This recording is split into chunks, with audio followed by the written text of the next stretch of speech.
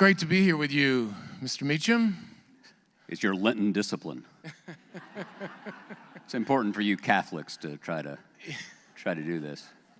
This is a great opportunity to sit with one of the foremost voices in the country and talk to him a little bit about his book. He has been writing a book, as many of you may know, about President Eisenhower. And somehow, what, did you just in your spare time come up with this? I did. What I did is I've DVR'd all of your Datelines. And so... Get out the tape. And once I worked through the prison documentaries, I decided that I would do this. What did you just call me, one of America's foremost voices? Yes. It's like being the best restaurant in a hospital. You know, it's not that hard, but you want to win. But you got some good news about the New York Times today, right? From the New York Times? I did. This book is, which I'm delighted about, it's the best book I ever Xeroxed. I said that to a student recently, and she said, "What is Xerox?" So that wasn't good at all. It is number 3 on the New York Times bestseller list, behind,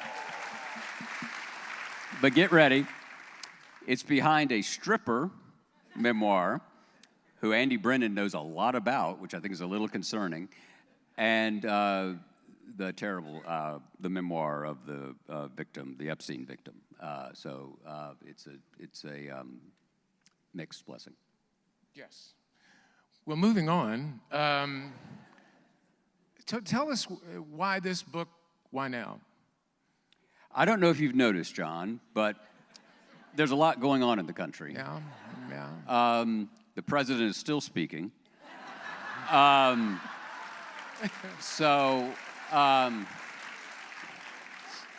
It's low-hanging fruit, but you take it.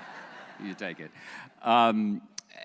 Look, almost 10 years ago, amazingly, I did a book called The Soul of America, and it was my reaction to Charlottesville in August of 2017, when the incumbent president of the United States said that there were very fine people on both sides of a white supremacist rally. Yeah. We don't even need to hiss. We got it. And so my argument at the time was that we had been through incredibly difficult periods before, somehow or another, proving that Winston Churchill was right, that you can always count on the Americans to do the right thing once they've exhausted every other possibility. We had managed to create a more perfect union that implicitly people have faith in. And I say that because I get 2 questions out in the world. Usually it's at assisted living facilities where I speak. They slot me and Beschloss in between Murder, She Wrote and Jeopardy. So this is like American Bandstand. This is great. And so the 2 questions I get are, has it ever been like this? And how do we get out of it? And you don't need to have an antecedent for it, right? It's an illiberal moment. I'm not a partisan. I'm not a Democrat. I'm not a Republican. I voted for candidates of both parties, although the gap is closing, or widening, I should say. And so for a long time, really until the fall of 2020, I thought that President Trump was a difference of degree, but not of kind. That is, that everything he did, I could sort of put on a spectrum, right? I could detect, all right, there's a little Huey Long, there's a little George Wallace, there's a little Ross Perot. It was recognizable. It was a vernacular that I could translate. And then came what I think of as the unfolding January 6th. Not just the assault on the Capitol, but the assault on the election of 2020, which I think is one of the great viruses that he has introduced into the body politic, and I think it's going to last a long time. When you decide that you can only love your country when you win, we're in a dangerous place. And that was unique. And when I say something is unprecedented, that's against my business model. So I think that what I wanted to do was revisit this idea of case studies. John Gear and I teach together here, and we do it. We do political science and history almost entirely by case study. So why did we declare independence in the summer of 1776 instead of April of 1775? You know, when blood was on the ground with Lexington and Concord, that kind of thing. And so this was a way to bring together primary voices who had been on different sides of critical debates in the country, really since 1619, because we only started saying red and blue, remember, in 2000, because the map in Bush v. Gore was on TV so long. That literally, right? That's how it came into the vernacular. And so in 1619, within a month, Virginia inaugurated representative government and accepted the first enslaved people in the New World, in the British North America. So at the beginning, there was tension. And one thing I would say, and if you've taken pains to be here, I suspect, A, you watch too much cable news. So your families have asked us to intervene to get you all to stop. But we don't have to get 90-10. We don't have to get 80-20. We don't have to get 70-30. We're not even going to get 60-40, right? This is a 51-49 country. And, and I don't know about you all, but if I do the right thing 51% of the time, that's a heck of a good day. And I don't have that many of those. And so why would a democracy, which is the fullest manifestation of all of us, the fullest representation of our habits of heart and mind, why would that be any different? The book is an anthology with lots of voices, and many presidents of the United States over the years. But how did you choose the other voices? I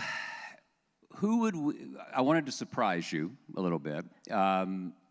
So this is a small thing, but it's, for instance, George Herbert Walker Bush. I was President Bush's biographer. It took me 17 years, but it was supposed to be posthumous, and the son of a bitch wouldn't die. I'd bring it up, he'd say, not gonna do it. It's good. Dana Carvey, thank you. I do this in my second act at a assisted living facility. Keep going. So instead of doing Kinder and Gentler, 1,000 Points of Light, there's an entry, this is a Tennessee story. He was in Kingsport, Tennessee, way upper East Tennessee in the 1st District, in 1988. And you all may remember Pat Robertson, ran for president in 1988. This is before he started praying hurricanes off course and all that. I'm actually a co-alumnus of Macaulay School in Chattanooga, Tennessee. We produced Pat Robertson and Ted Turner. We've got it covered. Yeah. Right? If you're crazy, we're done. We got you. But Vice President Bush is campaigning for the 1988 Republican nomination. And one of the things President Bush did is, as he put it, no one ever wants to hear the President of the United States whine all the time. So he only whined to himself. He kept a tape-recorded diary, carried around a little micro-cassette recorder, and I had access to that for the book I did. And in 1988, he had run into a woman, a Pat Robertson supporter, who reminded him of the John Birch Society people back in Texas in the 1960s. And he describes it, she was staring, mean.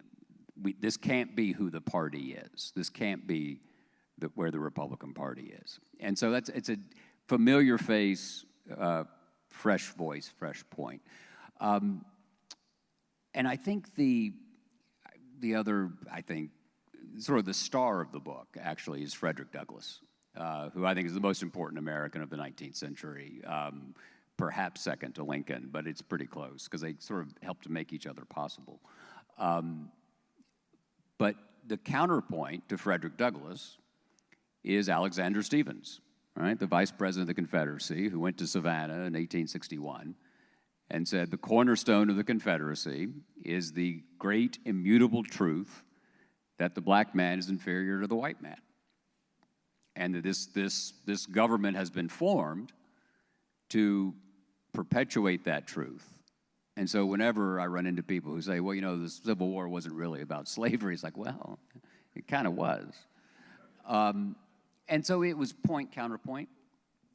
That race is a big part of this book in many ways, from beginning to end.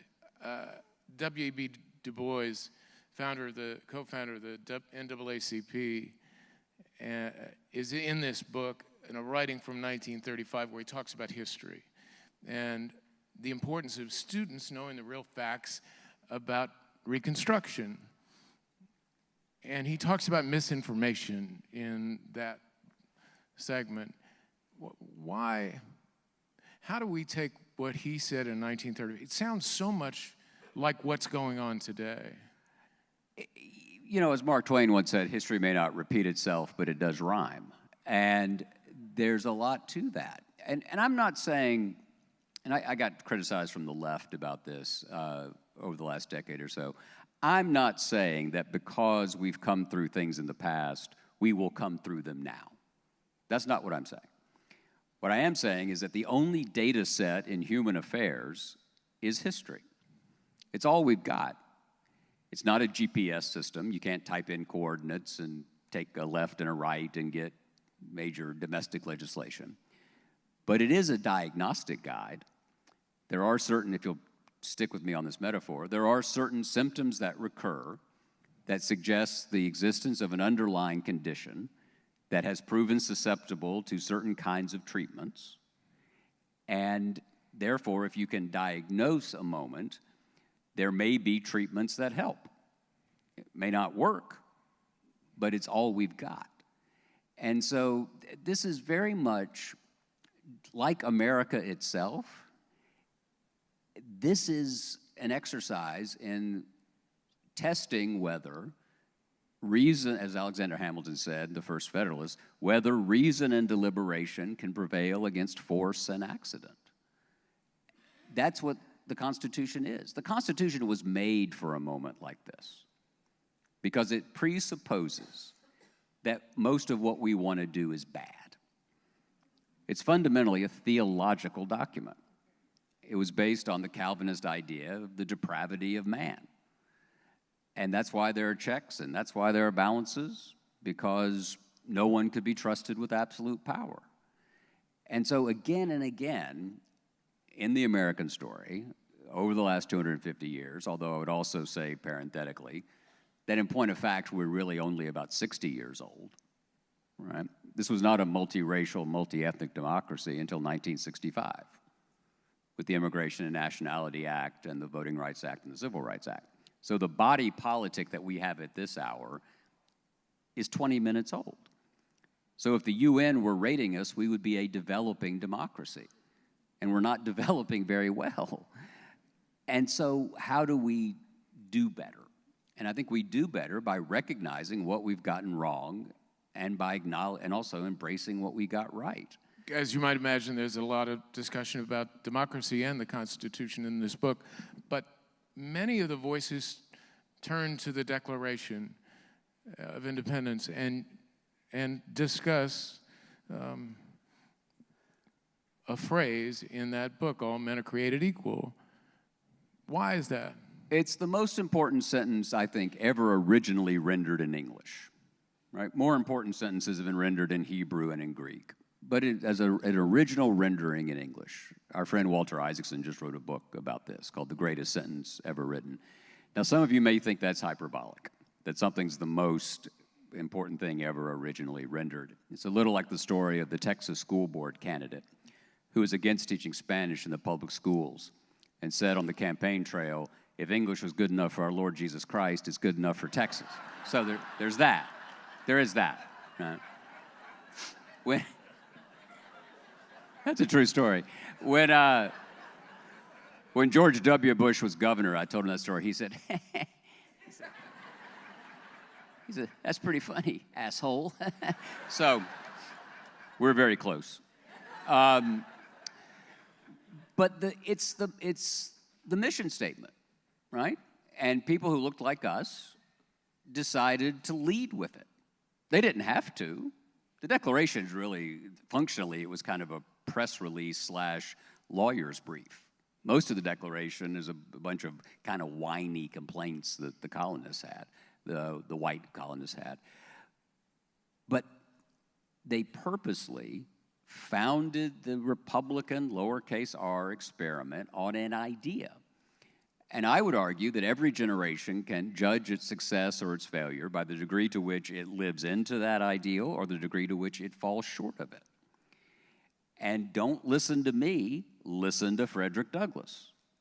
Imagine what it took for a black man born into enslavement who escapes from Maryland, moves to Rochester, New York, entirely self-educated, is so nervous about coming anywhere near the slave power that he doesn't like coming any farther south than Philadelphia. He didn't like coming to Washington because, of course, it's contiguous with Maryland. And yet, in the middle of the 19th century, 1851, he says, "I, for one, do not despair of the Republic. The fiat of the Almighty, let there be light, has not yet spent its force." Wow. Based on what? No lived experience, but there was a faith. And I think if he had that faith, I would submit that we should not be defeated by algorithms and cable news. Try to draw, yes. I try to draw lines between early parts of our country and what's happening today. And one of the voices here is Huey Long. And he talks about the super rich. Why the country needed redistribution of wealth, to take money away from rich people and give it to poor people. It sounds more like AOC and the mayor of New York, but we're still talking about that issue today. Well, we talk about appetite, we talk about ambition, we talk about money, we talk about power, because since the 3rd chapter of Genesis, those have been our consuming concerns, right? There was a piece of fruit, we were told not to take it, we took it, mayhem ensued.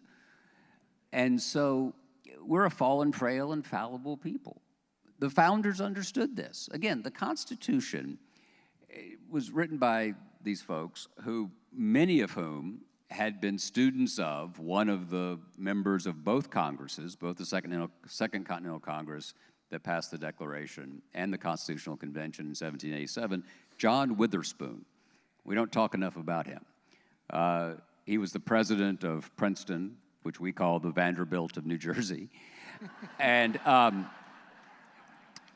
he taught this Calvinist view of the world. And I've done this so you don't have to. I actually sat down and read all of his lecture notes once. And it is essentially an indictment of human nature. And so the Constitution was rendered to check us. And that's why when you have power, you get frustrated, right? You know, you like the filibuster when you don't have a majority, but you don't like it when you do. Well, I have that backwards. But everybody's against executive authority until they have it, right? And so it's one of the reasons that it is so hard to get anything done. And it can be incredibly frustrating. You say the founders were worried about a bad actor, right? That they anticipated tyrants. I mean, I think they would have been surprised. I know they would have been. They would have been quite surprised that this took 250 years to have, to use a phrase of Lincoln's from his first great public speech in 1838. He said, "If America ever falls, it will fall not because of a foreign foe, but because of a towering genius who will rise among our number." And there's a huge amount of wisdom there. And they weren't acting in a vacuum, right? This was the story of authority and power. Remember, these were Europeans. We don't think about them in context very much. They all seem like sort of frock-coated, Americans. but they weren't. They were frock-coated. But they were acting based on their lived and learned experience, right? And so think about England where almost all of them came from, in the 16th century and 17th century. What happened? It went from being entirely Roman Catholic one day to being entirely Protestant the next, to being entirely Roman Catholic again, to being a little bit of both. There was a civil war, a king was executed, there was a 20-year Commonwealth, there was a restoration by an absolutist, and then 20 years after that, in 1688, came the Glorious Revolution to try to take the last 150 years and stabilize it. The American Revolution has a lot to do, I think, with the Glorious Revolution in England. It's a sequential chapter in that. And they knew that. They knew their history, and they knew that most regimes fell at a certain point. Over the years, I've turned to you many times for a little bit of hope in our country. I think we should just go ahead and share with everyone that there's some Zoloft involved. Seigenthaler is the most depressive guy. So there'll be a forecast. It's going to be cloudy. Seigenthaler will text, "Do you think this is Trump's fault?" It's terrible. So speaking to that, I get the feeling that maybe you pulled the fire alarm these days, that hope, that you're concerned. This book seems to me is a message to the country that says, we've got to stand up and do something now. Am I wrong about that? No, you're not. About that, most other things. You should see this guy's short game on the golf course. It's not good at all. That you need hope for.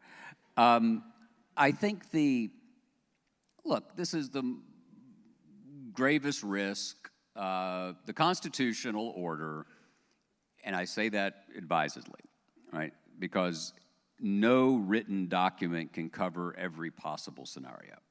It's why norms matter, and when people who look like us say norms, people think, oh, boring white men are talking about this again, like the two old guys in the Muppet balcony are whining about, the Constitution. But it matters because, as Montesquieu said, there's a spirit of the laws. Other presidents could have decided to announce that elections whose results they did not like were rigged and fake and stolen, but they didn't. Adams didn't do it in 1800. Andrew Jackson didn't do it in 1824. He hashtagged it, right? He called it a corrupt bargain, but you know where he was hashtagging it? About 9 miles away.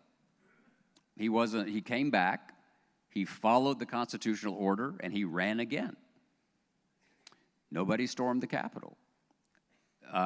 John Breckinridge, who was the Mike Pence of the 19th century, John Breckinridge was the vice president of the United States under Buchanan, became a Confederate officer and a Confederate Secretary of War, and in 1861, as vice president, his job was to certify an electoral result that threw him and his party out of power and put the first Republican president in history, whom the slave power believed represented the death knell to their way of life.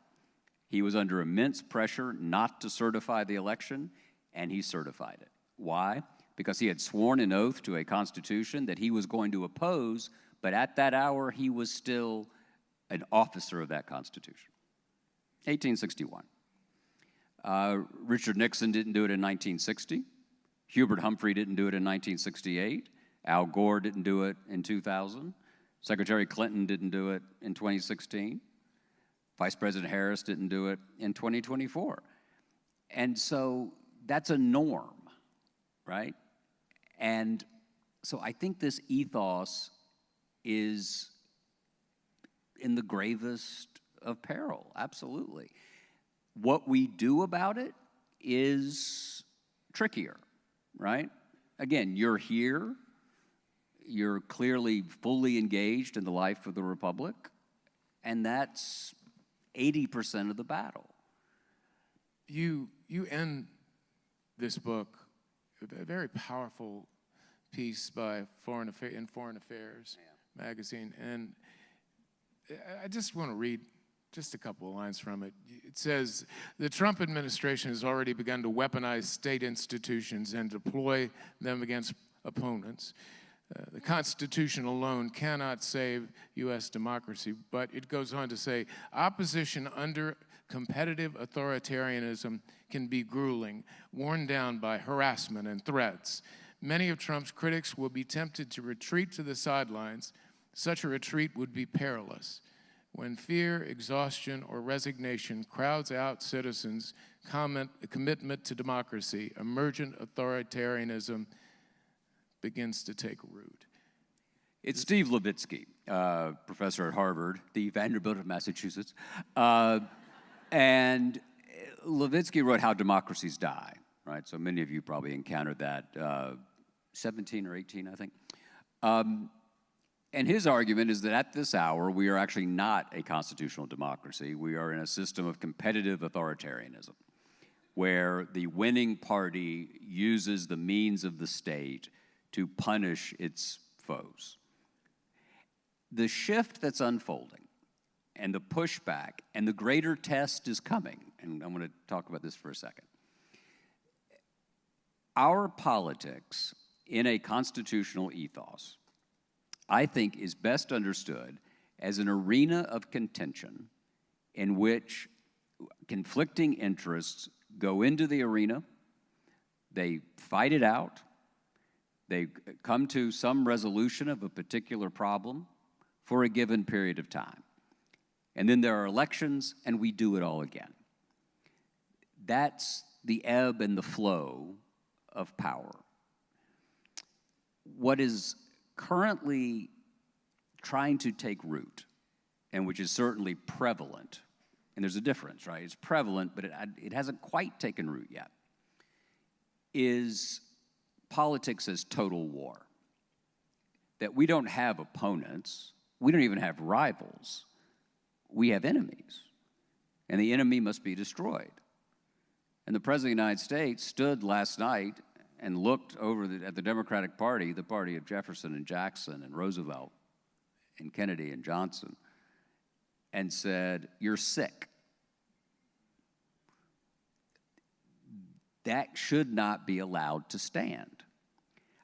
If you are in this room, I have a feeling you're already with me on that.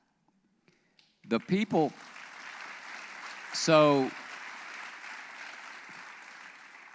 the argument has to be taken to, look, we live in Tennessee, so when we say we have Republican friends, that's redundant, right? That's where the argument has to be. And here's the thing. You don't have to get 90% of them, right? 35% of the country is always crazy, right? That's the number of folks. Margaret Chase Smith is in this. Joe McCarthy's in this. 35% is the number of people, percentage of people who still supported Joe McCarthy 6 months after he was censured. So I sort of used that number. That was the same number that never approved of any federal action on civil rights, right? So don't worry about that. The dispositive number that has led us to this conversation is 14.9%. That's the margin between the 35% of a base and the folks who put President Trump in office a second time. You need 8% of them. You need half of those, right? And so that case has to be made. I think it has to be made historically. I think it has to be made without ever mentioning, now Levitsky might disagree, without ever mentioning the incumbent president. The moment you say his name, and I violated it a couple of times on the Voldemort principle, is people just either get enraged or get defensive, all right? I can talk for hours about him and never mention him, which drives him crazy. But I think that the case to be made is that we want to keep faith with American greatness. And American greatness is the recognition that politics should not be total war. And the constitutional checks and balances matter, because if you give one person or one party absolute power and you happen to approve of what they're doing with it, you're going to have a great season. But the history of the world tells us that people who are strong in this season eventually become weak, and the weak become strong. Ask Louis XVI how that worked out, right? That's what America was supposed to do. We were supposed to remove the whim and the chaos of a monarchical system. And the incumbent president thinks he's a king. He just does. And 49.9% of the country 49.9% of the people who voted in 2024, which is a different thing than 49.9% of the country, decided, yeah, let's do this again. I don't agree. I'm going to get very confessional here for a second. So I get occasionally whacked for arguing for a morally informed climate where, again, politics is an arena of contention, it's not total war, and then I'll have conservative friends who'll say, yeah, but you make fun of the president, it's like, well, I learned it from him. But anyway, but here's, I think, the difference. The incumbent president genuinely believes, and if he doesn't genuinely believe it, it kind of doesn't matter because he acts this way, that an election was stolen from him. Why does he believe that? Because he lost. And I don't believe that. I don't believe that President Biden and Vice President Harris had an election stolen away from them. I think that American democracy, with all of its faults, rendered a decision with which I disagree, but which I respect. I respect their decision. All I'm asking is that they respect ours. And that's the essential threshold question of whether we move forward. And the test that's coming, and there's world enough in time to worry about it, but a lot of you all are going to have to think, when the pendulum swings again, which I believe it will, what are you going to do when you have power again? Will there be retribution? Or are we going to be like, as hard as it is to be like the father and the prodigal son? You celebrate reform, no matter what.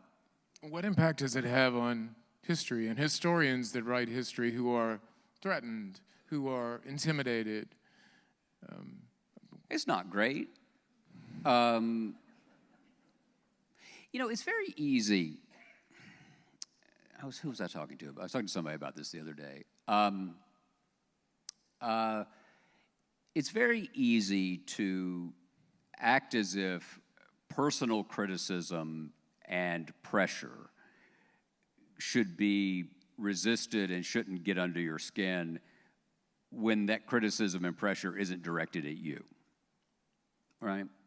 It was a corporate director, that's what it was, who was being, I'm going to use a technical term, shaken down, to give money to the new East Room thing, not East Room, ballroom, yes. Ballroom, which is, this is like the coat closet for it.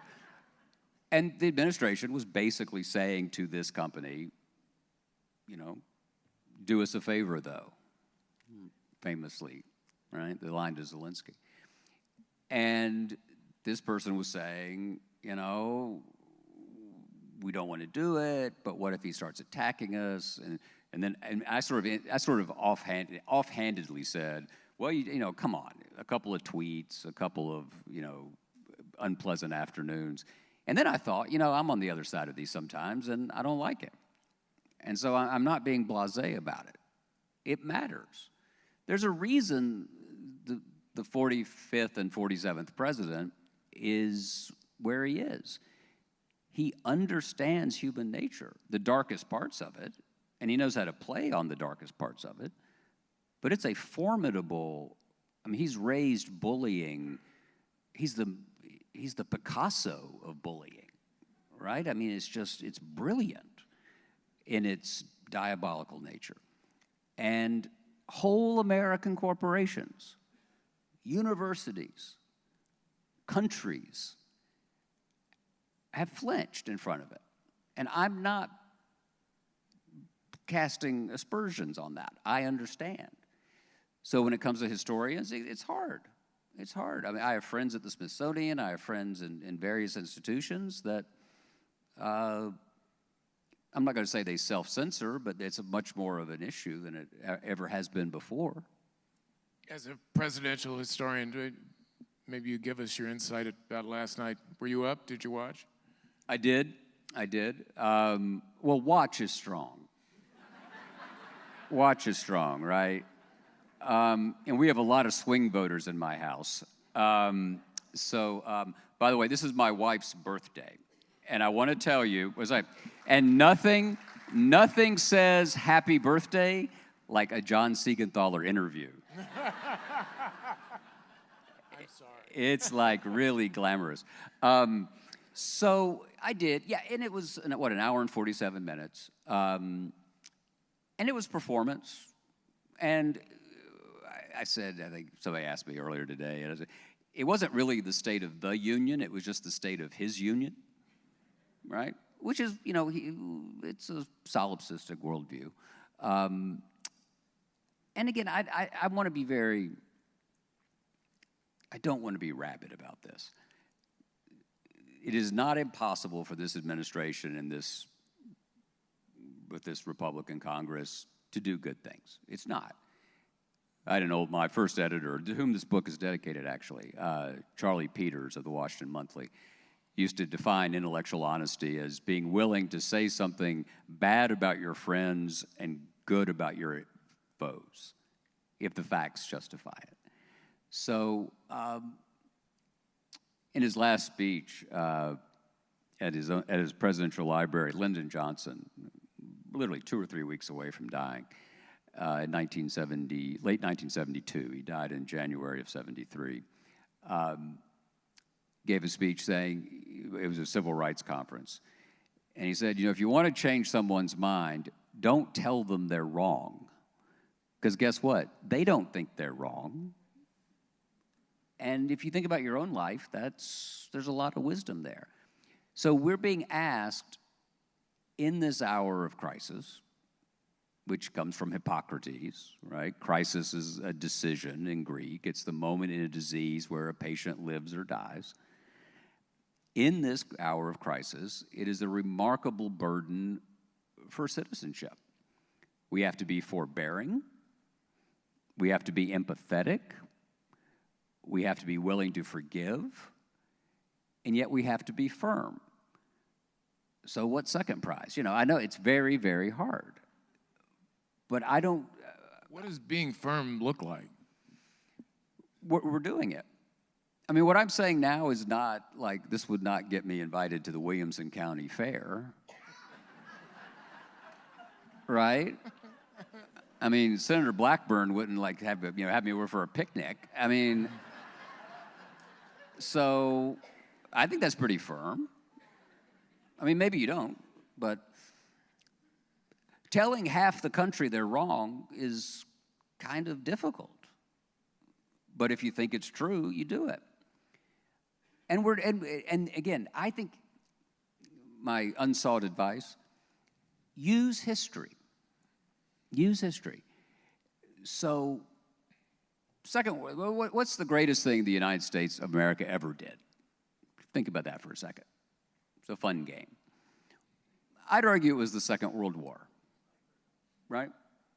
So we defeat fascism, we turn back tyranny around the world, we introduce the atomic age, which is complicated, but do y'all remember when we declared war on Nazi Germany? It was 5 days after Pearl Harbor. We didn't declare war on Nazi Germany until Nazi Germany declared war on us. So from September 1st, 1939 until the 11th of December, 1941, we were quite happy to let Churchill handle it. And then, at last, only after we were ourselves both attacked and then war was declared on us, only then did we enter and do the greatest thing we ever did. And so, it goes back to the Churchill point, right? We were dragged into our finest hour. I don't say that to then say you should lower the bar or you should lower your expectations of people. I don't. But it should give you some perspective. And what I would say to if I were in a conversation with a Republican about this, what I would say, or a Trump person, is, what do you want us to say about you? What do you want us to think about when we look at a portrait of this era? Do you want to be John Lewis and Hosea Williams at the top of the Pettus Bridge? Or do you want to be the troopers at the foot of it? But sadly, we are still talking about issues of race, of women's rights, of immigration. And that was one of the things that really, the thread through this book is truly these issues continue through over the decades and the centuries, which is quite remarkable. And I think the way they speak, the people in your book speak about them, is the same way they were speaking about them in the early 1900s and today. They're still speaking about them in the same way. So what if we had been... So did this experiment not work? I mean, what? No, I mean, it's never, there's never going to be a once upon a time, and there's never going to be a happily ever after until, what Faulkner called the last red and dying evening. If the kingdom of God shows up, okay. Short of that, it's going to be 51-49 because we're broken people. It's remarkable we've come this far, I think. And that's not to therefore we rest on our laurels, but it is to remind ourselves that it's never been easy. David McCullough used to say, people in the past did not walk around saying, oh, what a wonderful and interesting world the past is. It's not, right? Our past was their present. And so what if we'd been here 100 years ago? Bear with me for a second. So in 1926, what would be going on? We would have just come through the First World War, global cataclysm, previously unthinkable casualties. It wrecked monarchies, it fed nationalism, it fed immigration to the New World. There was a reaction of anti-Semitism and anti-Catholicism. On the Saturday after Thanksgiving in 1915, at Stone Mountain, Georgia, about 140 miles from here or so, the Ku Klux Klan was refounded. The flames from that cross went across America. 2 to 6 million Americans joined the Klan, a kind of middle-class movement, 100 years ago.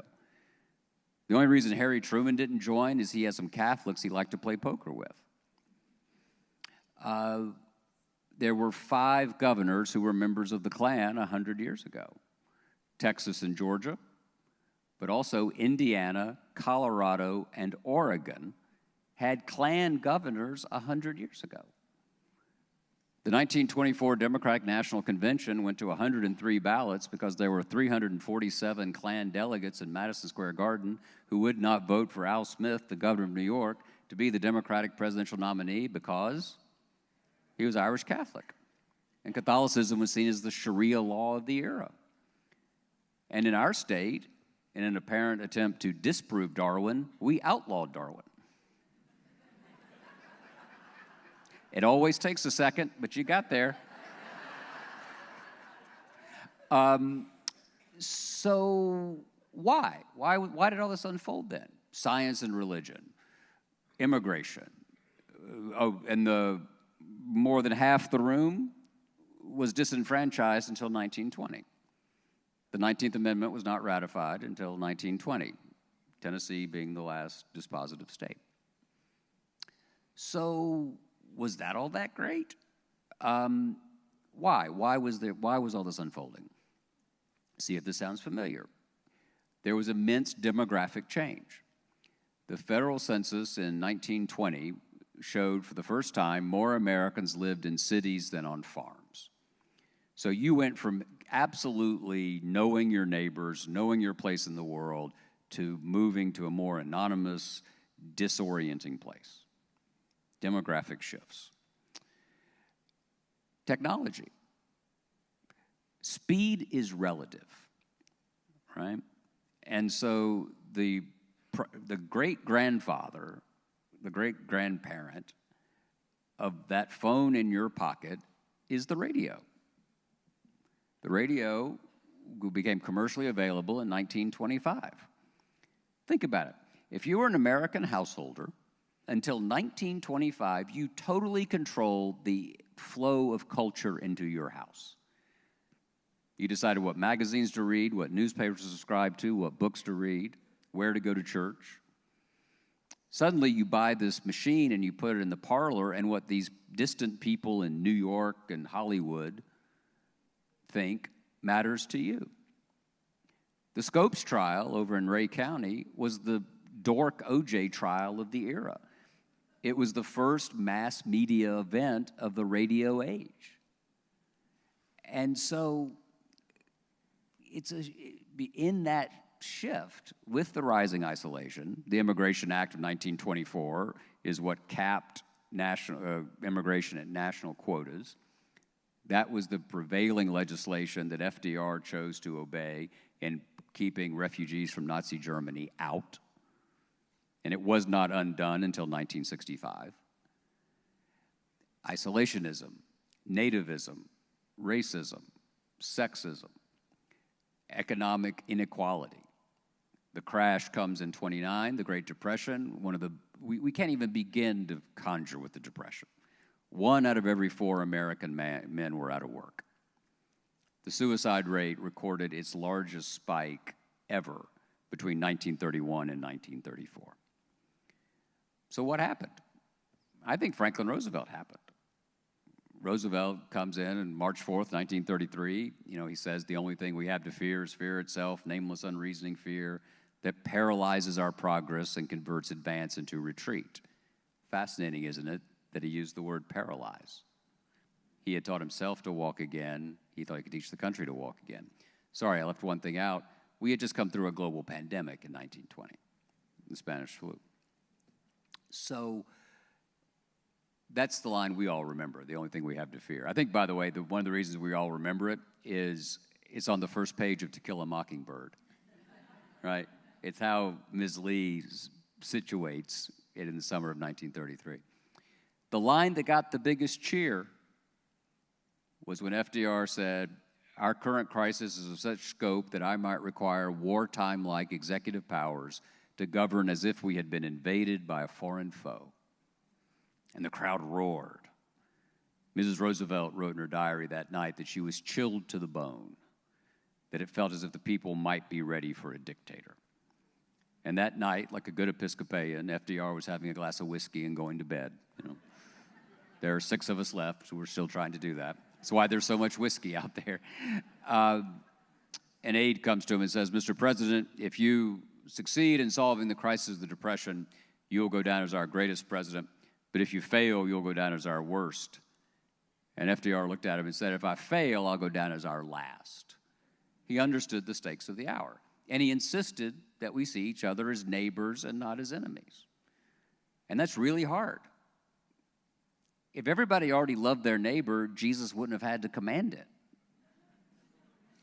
A number of those things are mentioned in this book. Some of the speeches, the Roosevelt speech, the Dayton, the Scopes trial, and Plessy versus Ferguson, which I knew about Plessy versus Ferguson as a young person, but I'd never read the opinion that you have in there, and then the dissent. It's fascinating to listen to the absolute crazy logic of that decision. Talk about why you included that. Well, so it's maybe more complicated an answer than you expect. So, Plessy versus Ferguson, 1896, the separate but equal doctrine is constitutional.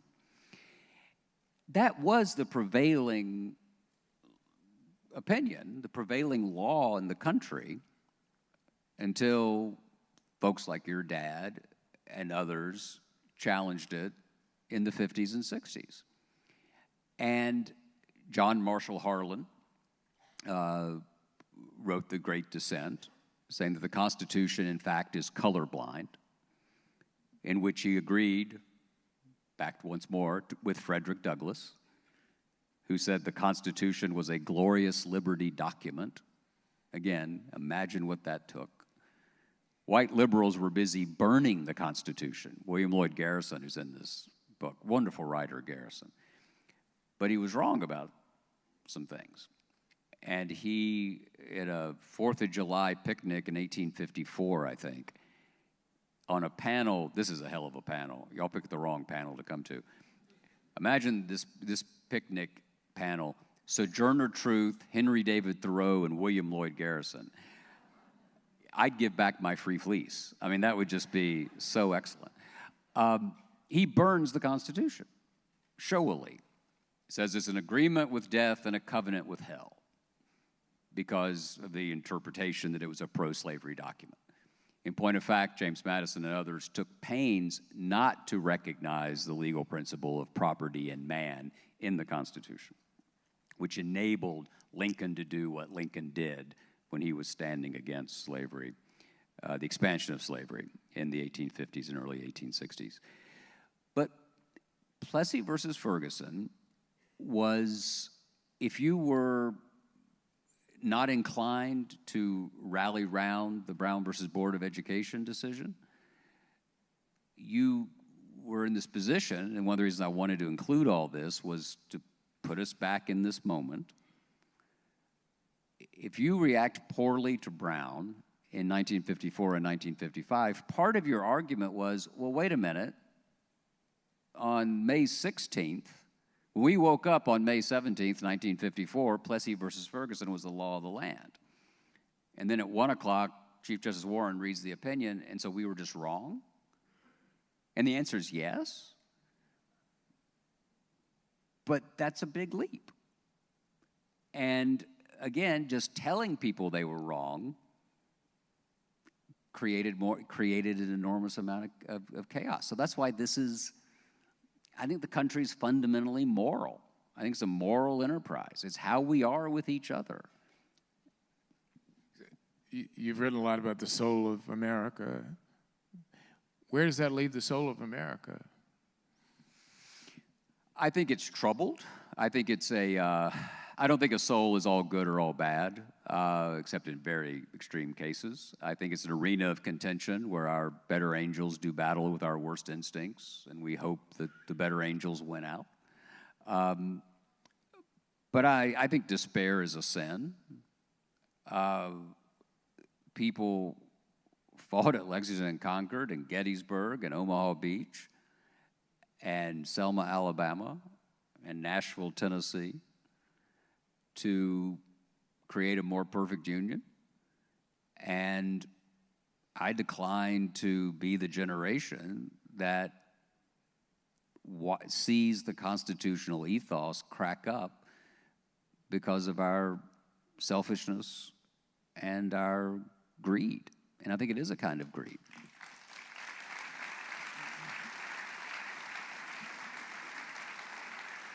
It's a great book. You should read it. I'm proud to be here. I didn't write it, so it's really good. It's a really good book. I'm proud to be here with my friend who is so willing to speak up and speak out when so many others aren't, and to get to talk to him about this book tonight. Thanks, John.